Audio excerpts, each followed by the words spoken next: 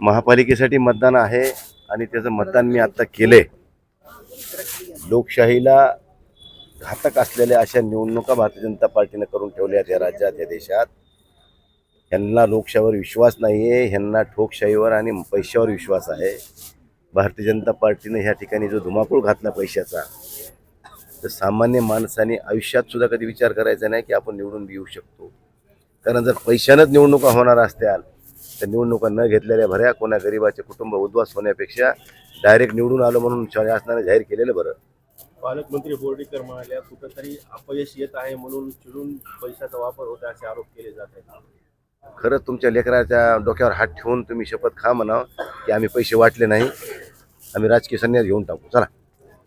काय वाटतं एकूण परिस्थिती? आपण बघितलं महिनाभर आरोप प्रत्यारोप झाले, प्रत्येक ठिकाणी प्रचार झाला. एकूण काय वाटते परिस्थिती? नाही, आरोप प्रत्यारोप हे निवडणुकीत होत असते, तिथे काही कोणाची काही खानदानी दुश्मनी नसती. ही राजकीय आपली आपली विचाराची ही लढाई असते.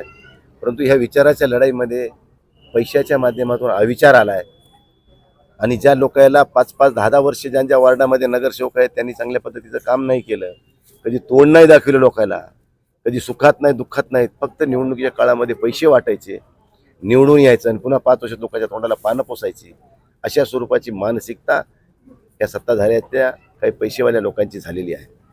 म्हणून मला आपल्याला नम्र आवाहन करायचं आहे मतदारांना, पैसे कोणाचे घ्यायचे त्याचे घ्या. आता तुम्ही घेतला म्हणलं घेऊ नका म्हणलं तरी घेणार आहेत, त्यापेक्षा तुम्हाला घेऊ नका म्हणण्यापेक्षा घ्या म्हणलेलं बरं. परंतु मतदान करताना हा सदसद विवेक बुद्धीला विचार करून करा की आपल्या सुखदुःखात, आपल्या अडीअडचणीत आपल्याला मदत करणारा कोण, याची जाणीव ठेवून जर मतदान केलं तर खरी लोकशाही या देशामध्ये जिवंत आहे, याचा प्रगल्भता आपल्याला येईल. नाही तर लोकशाही संपुष्टात आली असं म्हणायला हरकत नाही. शिवसेना उद्धव बाळासाहेब ठाकरे गटाला कशी स्थिती आहे?